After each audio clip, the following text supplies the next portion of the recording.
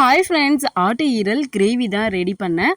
ஆட்டு ஈரல் வந்து 1/4 கிலோ தான் எடுத்துகிட்டு வந்திருந்தோம். அதை 2 டைம்ஸ் வந்து தண்ணி ஊற்றி நல்லா வாஷ் பண்ணி எடுத்துக்கிட்டு குக்கரில் தேவையான அளவு தண்ணி ஊற்றிட்டு ஆட்டு ஈரலையும் அது கூட போட்டு உப்பு தேவையான அளவு, மஞ்சத்தூள் தேவையான அளவு, மிளகு ஜீரகத்தூள் தேவையான அளவு இதெல்லாம் சேர்த்துட்டு ஒரு விசில் விட்டு எடுத்துக்கிட்டேன். கடாயில் தேவையான அளவு எண்ணெய் ஊற்றி எண்ணெய் காஞ்சதும் பெரிய ஜீரகம் போட்டணும் 1 ஸ்பூன். பெரிய ஜீரகம் பொரிஞ்சதும் கருவேப்பிலை ஆட் பண்ணிவிட்டு கருவேப்பிலை பொரிஞ்சதும் தக்காளி 2, 3 பெரிய வெங்காயம், ஒரு சிறிதளவு துண்டு இஞ்சி, 5 பல் பூண்டு பல் எல்லாத்தையும் பேஸ்ட் பண்ணி அந்த பேஸ்ட்டையும் இது கூட ஆட் பண்ணிட்டேன்.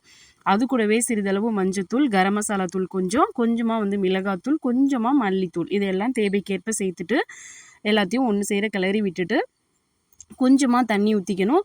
ஈரல் வேக வச்சதில் வந்து லைட்டாக தண்ணி இருக்கும், அது கூடவே சேர்த்து இது எல்லாத்தையும் ஒரு சேர கிளறிட்டு ஒரு 5 மினிட்ஸ் நல்லா ஈரல் வெந்ததும் இந்த மாதிரி கிரேவி பதம் வந்துடும். ஃபைனலாக கொத்தமல்லி தூளை தூவி இறக்கி சாப்பிட்டா செம்ம டேஸ்டியாக சூப்பராக இருக்கும். உடம்புக்கு ரொம்ப ஹெல்த்தியும் கூட.